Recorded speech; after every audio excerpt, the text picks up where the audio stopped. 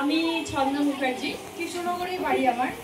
তো 2011 সালে আমি রূপরেখা লেডিস বিউটি পার্লার, যিনি ওনার রয়েছেন রিমি মণ্ডল, ওই দিদির সঙ্গে আমার পরিচয় হয় আমার এক পরিচিতের মাধ্যমে। তো আমি এখানে এসে ওনার পরিষেবা নিই, ভীষণ ভীষণ ভালো পরিষেবা। এবং সব থেকে বড় বিষয় এটাই, উনি যেভাবে মানে গাইড করে এবং মানে কাজের সাথে সাথে মাইন্ড স্যাটিসফ্যাকশন, এটা সব থেকে আগে। মানে ওনার কথা শুনলে পরে কিছুক্ষণ বসে কথাটা শুনতে হয়, মন দিয়ে শোনার ইচ্ছা আরো আসে। যে উনি যেটাই বলেন না কেন খুব ভালো কথা বলেন, ভালো পথ ধরে চলার জন্য সবসময়ের জন্য উনি বলেন। তো ওনার সাথে এই 14টা বছর ধরে আমি আছি। সময়ের মানে সমস্যার কারণে আসা হয় না, তবে ফোনে এবং ফেসবুকে দেখে আমি খুশি হই ভীষণভাবে। আর এখনো পর্যন্ত মানে যারা আসেননি তারা অবশ্যই এখানে এসে একবার অন্তত পক্ষে ঘুরে যাবেন। দিদির ব্যবহার সব থেকে আগে। মানে মানুষ ওই বলে না যে ডাক্তারের কাছে গেলে পরে ডাক্তার যদি মন দিয়ে তার কথা শোনে, মানে ডাক্তারের কথা শুনলেই অর্ধেক রোগ ভালো হয়ে যায়। তো এখানে পরিষেবা নেওয়ার আগে ওনার কথাবার্তা, ওনার ব্যবহার, এইটুকুই অনেক বেশি পাওয়ার। মানে কাজ তো অবশ্যই ভালো, 100% ভালো, তবে এখানে যেই এসেছে তার একটা জায়গা উনি করে দিয়েছেন এবং আগামী দিনে আরো অনেক অনেক মেয়ে তার স্বাবলম্বী হয়ে অনেক ভালো জায়গা পৌঁছতে পারবে, এটুকুই। দারুণ দারুণ।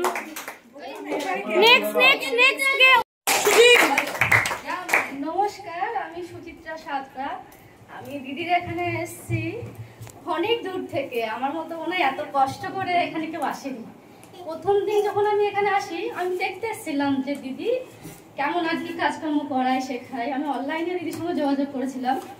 যখন এখানে প্রথম দিন আসলাম আমি, তো দিদির সঙ্গে কথা বলার পর মনে হচ্ছে যে এখানটায় যদি না আসি আমি অনেক কিছু মিস করবো। বলতে গিয়ে কান্না পেয়ে যাচ্ছে, কারণ আমি যেরকম অবস্থায় ছিলাম, মানে মানসিক শারীরিক সব রকম দিক থেকে আর কি বলবো, খুবই কষ্টের মধ্যে ছিলাম আমি। তো দিদি সব কিছু সমাধান করেছে। কাজটার থেকে বড় কথা, দিদির কাছ থেকে আমি মানে কিভাবে বাঁচতে হয়, কিভাবে চলতে হয় সবার সাথে, সেটা শিখেছি।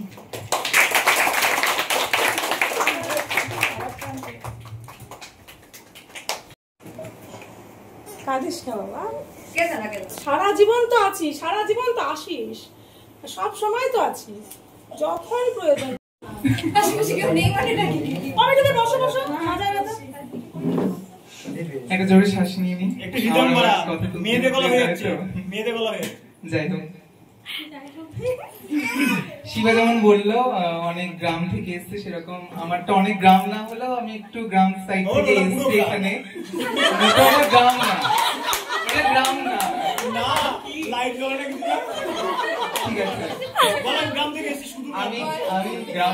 আমি গ্রাম থেকে এসছি, মানে যখন এখানে কাজ শিখতে আসি, তো নর্মালি আসলাম, এসে যখন মানুষটাকে দেখলাম, দেখে ভাবলাম যে এত রাগী একটা মানুষের সাথে আমি কিভাবে এখানে প্রতিদিন কাজ শিখবো, এত রাগী রাগী দেখতে।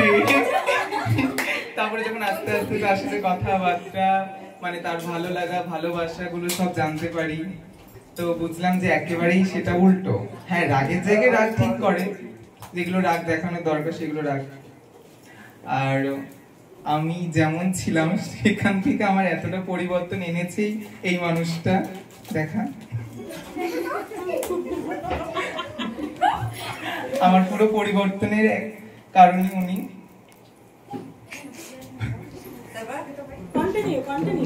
আর তারপরেও সব থেকে বড় কথা হচ্ছে, আমি যখন কাজ শেখার পরে যখন এখান থেকে ভেবেছিলাম, আমি প্রথমে ভাবিনি এখানে স্টাফ হব। তো আমি আগে যখন এখানে যাতায়াত করতাম, বাড়ি থেকে এখানে আসতাম আবার চলে যেতাম। তারপরে হঠাৎ একদিন বাড়িতে চরম অশান্তির কারণে আমি ভাবলাম যে এখানেই থাকবো না, এখান থেকে বেরিয়ে যাব। তো আমি যাওয়ার আগে আমাকে একটা জিনিস শিখিয়েছিল যে কোনো সময় কোনো সিদ্ধান্ত নেওয়ার আগে আমাকে একটা বারের জন্য ফোন করিস। তো আমি একটা, হ্যাঁ, যে মরা হোক কিংবা চলে যাওয়া হোক, যেখান থেকে হোক আমাকে একবার ফোন করিস। তো আমি লাস্ট একবার ফোন করতে যাচ্ছিলাম যে এখান থেকে চলে যাওয়ার আগে। তো আমাকে বললো ঠিক আছে তুই আমার বাড়িতে আয় আগে। তো আমি যেই বাড়িতে এসেছি সেই থেকে এই বাড়িতেই আমি রয়ে গেলাম, বেরোনোর আর সুযোগ পাইনি। মাঝেও একবার রাগ করে বেরিয়ে গেছিলাম, তো আবার ব্যাক করেছি এখানে, কারণ আমি এই জায়গা ছেড়ে থাকতে পারছি না, আমি থাকতে কোনোদিন পারবো না, আমি তোমাকে ছাড়া থাকতে পারবো না, এটাই।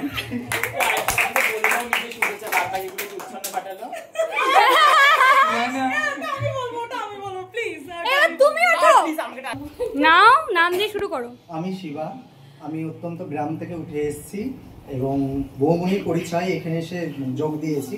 আমি এই গ্ল্যামার ওয়ার্ল্ডে কোনোদিন এই সম্পর্কে কোনো ধারণা ছিল না। আমি তাঁতের কাজ করতাম এবং শাড়ির কাজ করতাম, সেখান থেকে আমাকে কেউ পাত্তাই দিত না। এইখানে এসে যে সম্মান পেয়েছি, আমাকে এখন সবাই সম্মান করে। আর দিদির এখানে এসে কাজ করে প্রথম দিন যে আমি এসেছি, একবারও দিদিকে পর বলে মনে হয়নি। নিজের দিদি যেরকম, দিদির মুখ দেখলেই মানে বুঝতে পারে কার ভালো কার খারাপ, কেউ কীরকম আছে সেটা ঠিক বুঝতে পারে। আমাদের দিদি খুব আপন, এবং দিদি এখানে যে কাজ শেখার পরে যে কেউ চলেই যায় তা নয়। দিদির দুয়ার সারা জীবন খোলা থাকে। কেউ যদি কোনো ভুলে যায় বা অসুবিধা হয়, সে এসে কাজ সারা জীবন হেল্প। দিদি সবাইকে মোটিভ করে, কেউ কোনো যদি কাজের ব্যাপারে কোনো হ্যাঁ। আর এই কাজ ছাড়া তোমাদের যে নিজস্ব হবি আছে সেগুলো এক্সপ্রেস করতে পারো এখানে করি। এখানটায় মন খারাপ থাকলে আমরা নাচ করি, গান করি, সেটা না হবি, নিজস্ব নিজের কোনো বাধা নেই। অন্য জায়গায় কি করে, কোনো ফোন দেখতে যায় না বা আনন্দ হুল্লোড়ে থাকে না, বসে থাকতে হয়, কথা বলতে মানে দেয়া হয় না। এখানে সেরকম হয় না। এখানে দিদি নিজের পরিবারের মতো আনন্দের সাথে সবাইকে মিলেমিশে থাকে। দারুণ দারুণ। মুখের কাছে নেই, নাম দিয়ে শুরু কর। নমস্কার, আমার নাম কবিতা পণ্ডিত। আমি প্রথম এখানে এসেছিলাম মাকে নিয়ে। তো মাকে নিয়ে এসেছিলাম, তারপরে বেশ কিছুক্ষণ বসে থাকার পরে আমি ভাবছিলাম যে ম্যামকে কখন দেখবো, তো ম্যাম আসলো।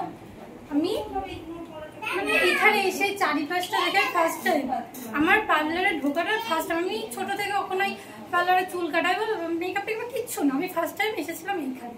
আর জানি না ঠাকুর আমাকে কোনোরকম মানে ভালোভাবেই যে আমাকে ভালো একটা জায়গাতে নিয়ে এসে প্রথম চান্সে। অনেকেই আসে যে প্রথমে এখানে ওখানে যাই ঠকে আসে, কিন্তু আমার এই ঠকার চান্সটা ছিল, আমি প্রথমেই ভালো জায়গাতে এসেছি। আর শিবা দাদা যেটা বললো যে ম্যাম সবাইকে আপন করে নেয়, ম্যাম যখন প্রথমে এসে কথা বলবো সেটা আমি মানে কি বলবো বুঝতে পেরে গেছি যে আমি আমার ঠাকুরের দেখা পেয়ে গেছি, আমার স্বর্গ পেয়ে গেছি পার্লার, আমি ঠাকুর যিনি তাকেও পেয়ে গেছি।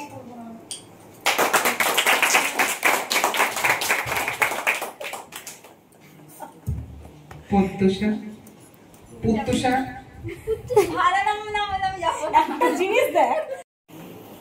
দিদির সম্বন্ধে যেটাই বলবো সেটাই অনেক কম, কারণ দিদির কাছে এসে ভালোবাসা পেয়েছি, তার থেকে কাজও খুব ভালো মতন শিখতে পেরেছি, যেটা আমি কখনোই অন্য কোথাও পাইনি। যেটা দিদি স্নেহ ভালোবাসা তো আছেই তার সাথে, তার জন্য এত ভালোভাবে শিখতে পেরেছি।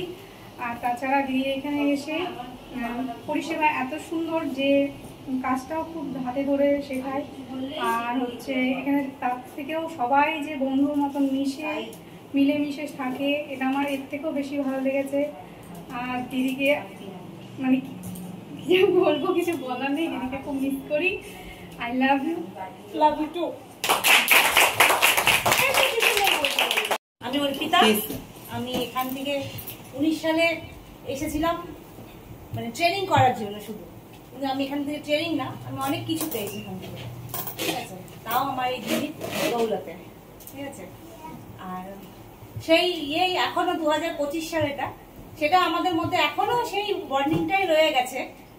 আমরা সব সময় এরকম ভাবে আনন্দ করতে থাকি আর এইভাবেই চলতে থাকি। যে কোনো প্রয়োজনে দিদির কাছে, যে কোনো প্রয়োজনে আমরা দিদির কাছেই থাকি। আর দিদির স্ট্রাগলটা তুমি দেখেছো। অবশ্যই। Thank you Arpita. প্রত্যাশা একটু হাতটা টান, এক সেকেন্ড হাততালি সবাই। নমস্কার, আমি প্রত্যাশা। আমি অ্যাকচুয়ালি আমি এইচএস দেওয়ার পর আমার বাড়ি থেকে বলা হয় কি যে তোর এবার কিছু করতে হবে, তুই পার্লারের কাজটা শিখে নে। তো আমি ফার্স্টে আমার পার্লারের প্রতি কোনো মানে এই বিউটিশিয়ানের কোনো ইচ্ছাই ছিল না, সেরকম ভাবনাও ছিল না। তারপরে একদিন ম্যামের কাছে ফোন করি, ফোন করার পর আমি যেদিন পার্লারে আসি মানে আমার পার্লার সম্পর্কে কোনো ধারণাই ছিল না যে কি কি হতে পারে। বা প্রথম দিন এসে আমাকে বলা হলো যে এটা লিখে নাও। তা আমি ভাবছি এটাও লিখতে হয়, ভালো কথা। তারপরে আমি সেদিন লিখে নিয়ে বাড়ি গেলাম। তারপরে দিন গিয়ে বললাম আমাকে এইগুলো শেখালো ম্যাম।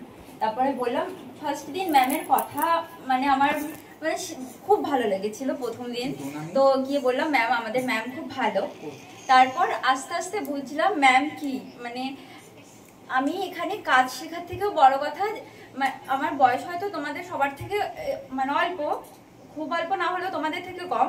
তো এখানে আমি এই সময়টা যে আমার কিভাবে চলতে হবে বা কারো সবার সাথে কিরকম ব্যবহার করতে হবে বা উগ্র যাতে না হই, তারপরে আরো অনেক কিছু মানে সেগুলো তো সবকিছু তো বলা যাবে না। ম্যাম আমাকে পার্সোনালি অনেক মানে মোটিভ করেছে।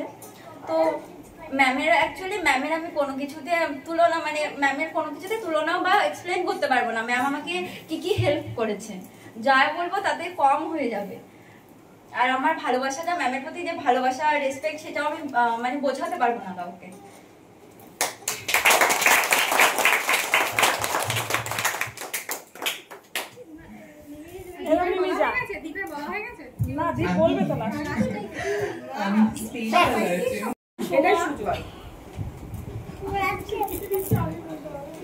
আমি সোমা সরকার, আমি জালালখালী থেকে এসেছি। আমি প্রথমে যখন দিদির কাছে আসি তখন আমি মানে আমি আগেও দু জায়গায় শিখেছিলাম, ভালো কাজ শিখতে পারিনি। তারপরে দিদির কাছে আসার পরে দিদি আমাকে ভালো নিজে হাতে ধরে কাজ শিখিয়েছে এবং দিদির কাছে স্টাফ হিসাবে রেখেছে। আর কিভাবে নিজের পায়ে মানে দাঁড়াতে হয় দিদি সেটা ইয়ে করেছে। মানুষের সঙ্গে কিভাবে ব্যবহার করতে হয় সেটা শিখিয়েছে। মোট কথা রূপরেখা লেডিস বিউটি পার্লারের কাছ থেকে তুমি অনেক কিছু শিখেছো। হ্যাঁ, আমি এখানে এসে ভালো না সবকিছু শিখেছি, ভালো শিখেছি সবকিছু। আর দিদি আমাদের নিজের সন্তানের মতো ভালোবাসে, খুব ভালোবাসা দেয়। আর তুমি বাসো না আমাকে সেটা বলো ওখানে। I love you. তোমার জন্য একটা জোরে হাততালি।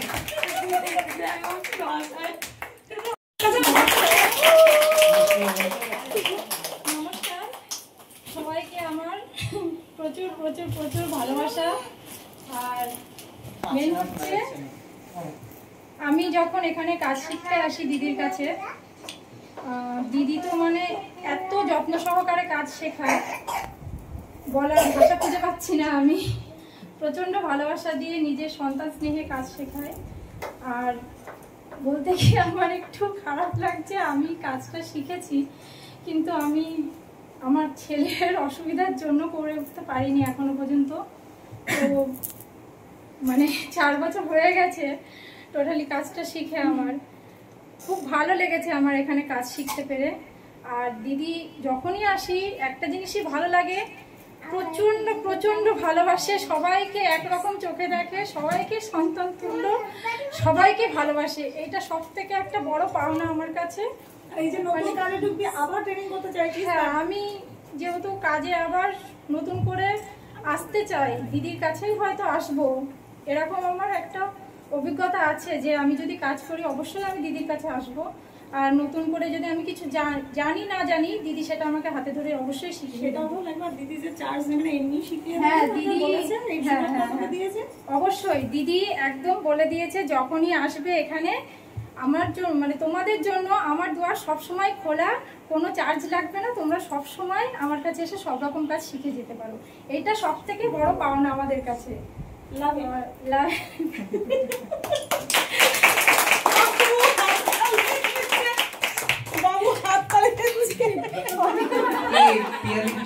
আমার খুব ইচ্ছা আছে তোমারটা প্রথমে। হ্যাঁ, আরেকবার রত্না মণ্ডল। দুই সাহস করে আরেকবার এসেছে। স্টার্ট। নমস্কার, আমার নাম রাত্না মণ্ডল। আমি যাত্রাপুর থেকে এসেছি। প্রথমে দিদির কাছে কাস্টমার হিসেবে আসি, তারপর দিদির কাছে পার্লারের কাজ শিখি এবং দিদির কাছে 2 বছর কাজ করে এখন নিজে পার্লারের কাজ বাড়িতে খুলেছি। এবার যা দরকার, যাবতীয় দরকার দিদির কাছ থেকেই জেনে নিয়ে দিদির কাছ থেকেই সব কিছু করি।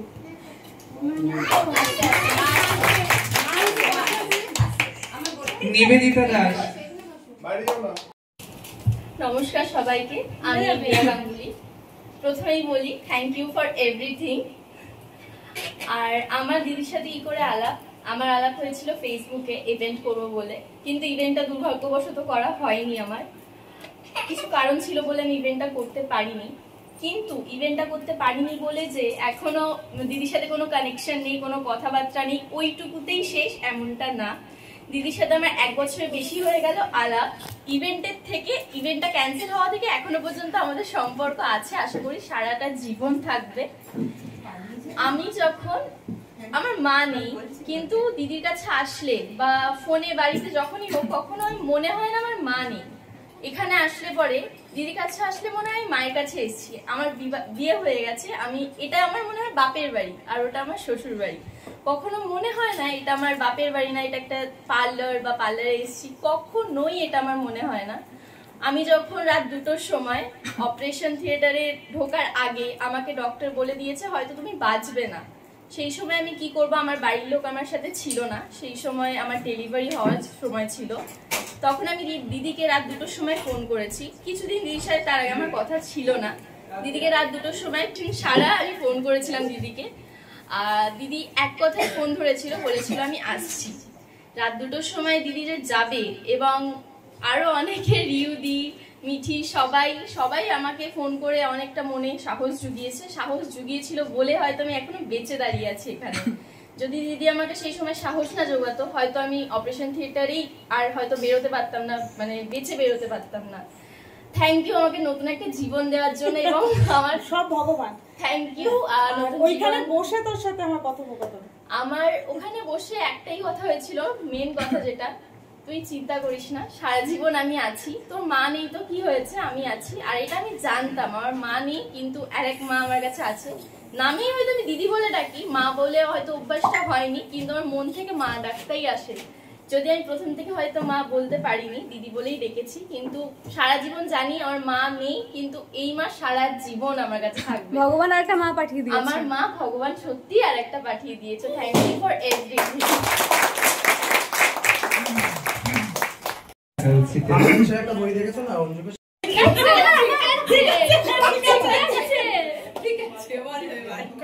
আমার নাম অভিজিৎ বিশ্বাস। তো আমি যখন ফার্স্ট ইয়ারে উঠি আমার ইচ্ছা ছিল যে আমি মেকআপ আর্টিস্ট হবো। তো আমি বাড়িতে বলি, আমার বাবা তখন খোঁজ খবর নিয়ে এনাকে কোথায় পাই আমি জানি না। সেই যে আমি এখানে আসলাম, দিনে আর বেরোতে পারিনি। এখন হয়তো আমি অন্য পড়াশোনা করি বা অন্য কিছুর জন্য হয়তো কন্টিনিউ করতে পারি না, কিন্তু আমি মাঝে মাঝে অত্যাচার করতে আসি। অত্যাচারগুলো দিদি রাখে, আরো অনেকবার আসবো। মানে সাথে করে চালাবে আর কি। আচ্ছা, আমার ভালো নাম শম্পা। হ্যাঁ, তো আমি কাজ শেখার জন্য এসেছিলাম। তো এখানে আমি অনেক কিছু শিখেছি, অনেক কিছু জেনেছি। তারপরে যার কাছে শিখেছি ও আমার ছোট বোন, কিন্তু আমার শিক্ষা গুরু। ও সত্যি খুবই ভালো মানুষ। আর আমি যদি কখনো আবার সুযোগ পাই আমি ওর পার্লারেই থাকবো, আমি অন্য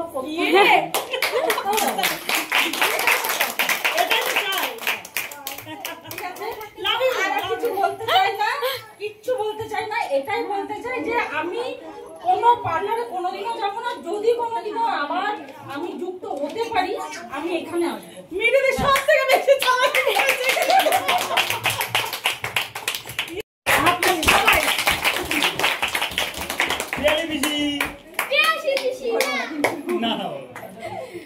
আচ্ছা, আমি পিয়ালি মতো সবাই যদিও ছিল তাও বললাম।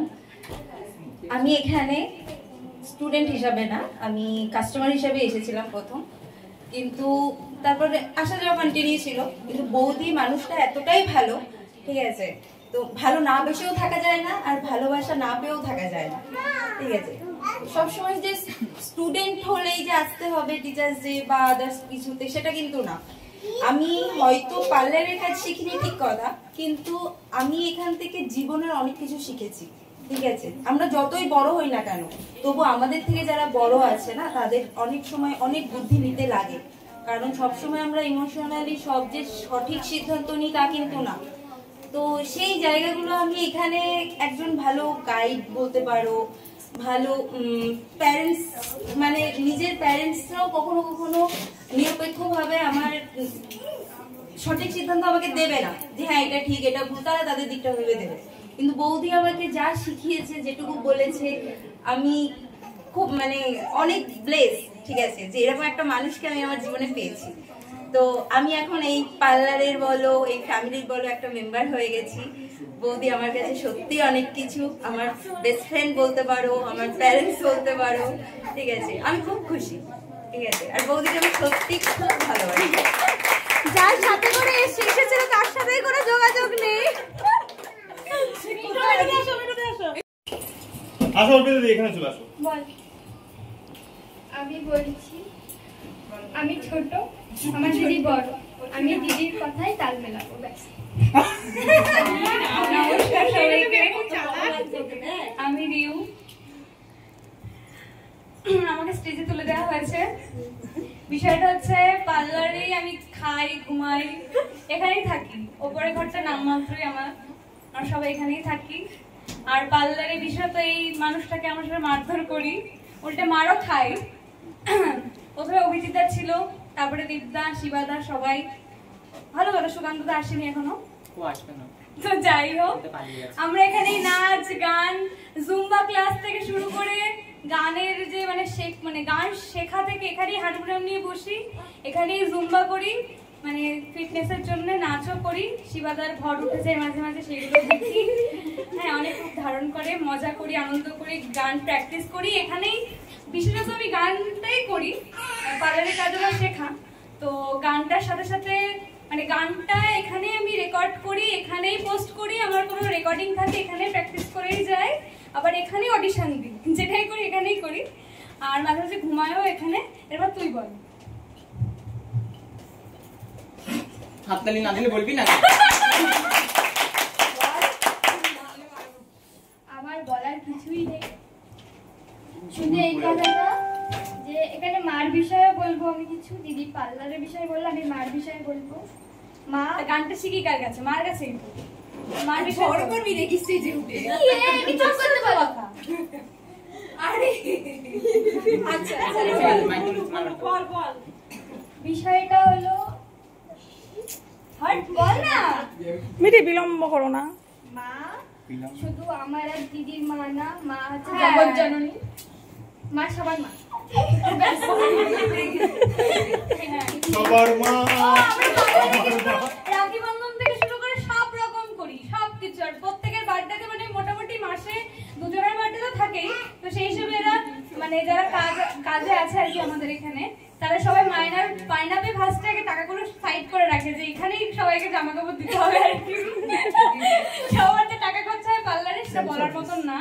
প্রচুর প্রচুর প্রচুর টাকা। আর এখানে সব থেকে বড় লোক দীপদা। সাউন্ডটা ঠিকঠাক আসছে? আর পানটাকে মিস করছি নিতে। নাচগুলো সাদা মানাচ্ছে। হ্যাঁ চুপ। আচ্ছা, আমি এখানে যেটা বলতে চাই সেটা হচ্ছে ফার্স্ট টাইম, এখানে অনেকেই আছে ফার্স্ট টাইম এই মাইক্রোফোনটি হাতে নিল। তো স্বাভাবিক, সবার কিন্তু স্পিকিং পাওয়ারটা থাকে না, এবং নার্ভাসনেস প্রত্যেকেরই লাগে, সবার অভ্যাস থাকে না। কিন্তু তবুও ওরা চেষ্টা করেছে, সবটা বলে উঠতে না পারলেও কিছুটা বলেছে ওরা।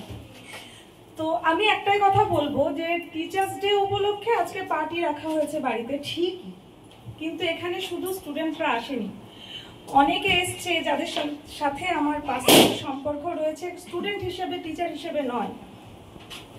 আর শুধু যে আমি এই পার্লার প্রফেশনের টিচার, ঠিক আছে, কিন্তু এখানে সবাই আমার টিচার। কারণ এরা না থাকলে এক একটা মানুষ তো এক এক রকম প্রকৃতির হয়। প্রত্যেকটা মানুষের কাছ থেকে আমি কিছু না কিছু শিখেছি, প্রত্যেকটা মেয়ের কাছ থেকে, ছেলের কাছ থেকে। তাদের পজিটিভ গুণ আর নেগেটিভ গুণ দুটো নিয়ে তো মানুষ। তাদের মধ্যে যে কটি পজিটিভ গুণ আছে সেই গুণগুলো আমি আমার মধ্যে নিয়েছি, তাই এখানে প্রত্যেকেও আমার টিচার। এটার জন্য একটা হাততালি। তাই উইশটা আমি সবাইকে করছি আমার তরফ থেকে, সবাই সবার টিচার। সমাজে যা কিছু পজিটিভ পাবে সেটাই কুড়িয়ে নেবে, নিজের জীবনে ধারণ করবে। আমি আমার সন্তানদেরও এগুলো শেখাই এবং আমার পার্লারে প্রত্যেকে আমার সন্তান, দিদি, বোন প্রত্যেকে আমার সম্পর্কে এবং আমার ফ্যামিলি মেম্বার। পার্লারটা আমি কোনোদিন ভাবিনি যে একটি প্লাস্টিকের চেয়ার থেকে আজকে 10-12টা চেয়ার আমি করতে পারবো। তো এটা সবার সহযোগিতা না থাকলে, প্রত্যেকের ভালোবাসা এবং আমাকে এরা বুঝেছে বলেই আজকে কিন্তু আমি ঠিক এই জায়গাটাই, বা ওদের ভালোবাসা বা ওদের মনের মধ্যে। তো উভয় পক্ষেরই থাকে, এক হাতে তালি বাজে না, দু হাতেই তালি বাজে। আর আমি খুব প্রথম থেকেই শ্বশুরবাড়িতে যখন এসেছিলাম আমি চেয়েছিলাম জয়েন্ট ফ্যামিলিতে থাকবো। তো কিছুদিন ছিলাম, তারপরে বিভিন্ন কারণে আর বাইরে চলে যেতে হয়েছিল আমাকে, যার কারণে আমার বড় মেয়ে বড্ড একা হয়ে পড়েছিল। তারপরে ছোট মেয়ে যখন হলো, 2 বোন খেলাধুলা করতো, কিন্তু আমার শুধু মনে হতো যে ওদেরকে আমি নিজে বাড়ি থেকে কখনো কোথাও বেরোই না। তো আমি ঈশ্বরের কাছে চেয়েছিলাম যে এমন একটা পরিস্থিতি অ্যারেঞ্জ করো আমার জন্য, যে আমার মেয়েরা যাতে 5 জনের মধ্যে মানুষ হয় এবং কাকে কিভাবে আপ্যায়ন করতে হয়, কার সাথে কিভাবে চলতে হয়, হাসি খুশি জীবন একটা যাতে আমি ওদেরকে গিফট করতে পারি মা হিসেবে। তো এরকম কিছু অ্যারেঞ্জ আমাকে করে দাও।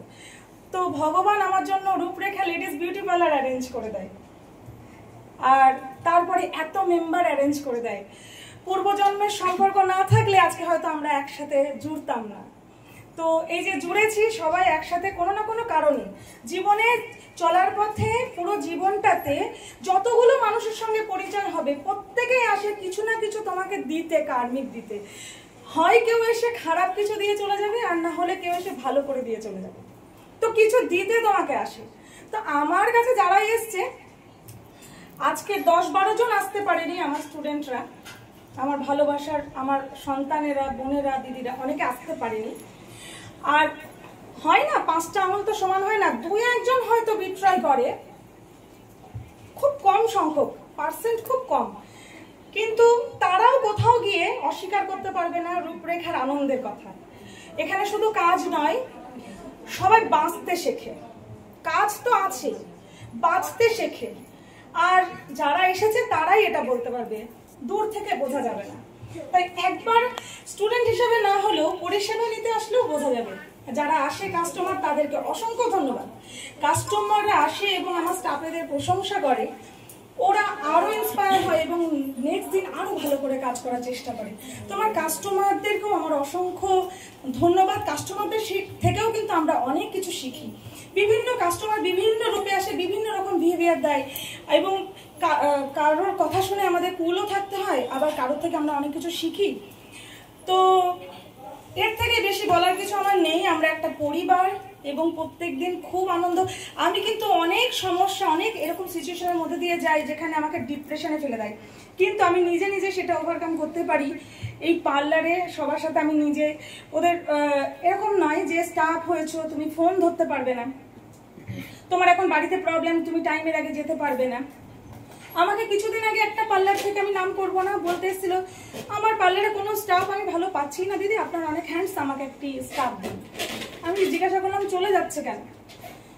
বলছি ওকে দিতে আসে একজন, নিতে আসে একজন, আমি যে নিতে আসবে তার সঙ্গেই পাঠাবো, কেন বাইরে গিয়ে অন্য ওর বয়ফ্রেন্ডের সঙ্গে ও যাচ্ছে বলে আমি কাজ থেকে ছাড়িয়ে দিয়েছি।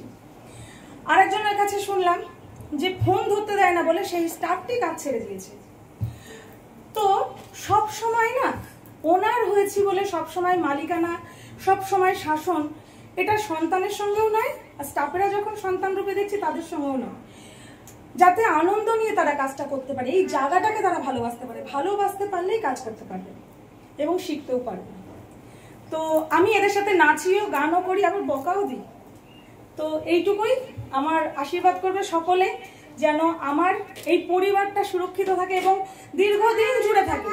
আর একবার কোর্স করে গেলে তারপরে লাইফ টাইম তাদের রিচার্জ করা থাকে এখানে। আর হাততালি নালে বলবো।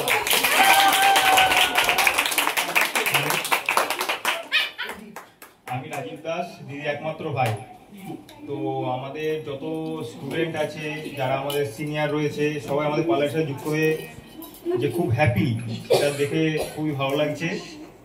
ইভেন আমরা যে ইভেন্টগুলো করেছি, সবাই যে যেমন পেরেছে অ্যাটেন্ড করেছে, সেটাও খুব ভালো লেগেছে। আগামীকাল আরও ইভেন্ট আমরা আয়োজন করব, সবাইকে পাশে থাকার জন্য অনুরোধ জানাচ্ছি। এইভাবেই আমরা এগিয়ে চলবো, সবাই হাসি খুশি থাকবো এবং আমাদের একটা টিম, আমাদের একটা দল। এবার এই দলের মধ্যে কারোর যদি কোনো সমস্যা হয়, মানে প্রফেশন দিক থেকেও এবং পার্সোনাল লাইফের দিক থেকেও, কেউ দ্বিধাবোধ করবে না। 2টো 3টে 5টা সকাল, কোনো সমস্যা নেই, সবসময় সবাইকে, ইভেন আমরা যদি অ্যাভেলেবেল না থাকি, একে অপরকে হেল্প করবে তোমরা। আমরা একটা কমিউনিটি, আমরা একটা ইউনিটি। এগিয়ে চলো বাংলা, এগিয়ে চলো বাংলা। রূপরেখার লেডিস বিউটি পার্লারের জন্য এটা সম্ভব হয়েছে। মানে রূপরেখার লেডিস বিউটি পার্লারই ওনার যে রিমি মণ্ডল, তার জন্য এটা সম্ভব হয়েছে। তো একা কারোর ক্রেডিট নয়, এখানে সবাই আমাদের ক্রেডিট। এবার সবাই যদি এখানে মানে না আসতো, এত সুন্দর একটা অনুষ্ঠান হতে পারতো না।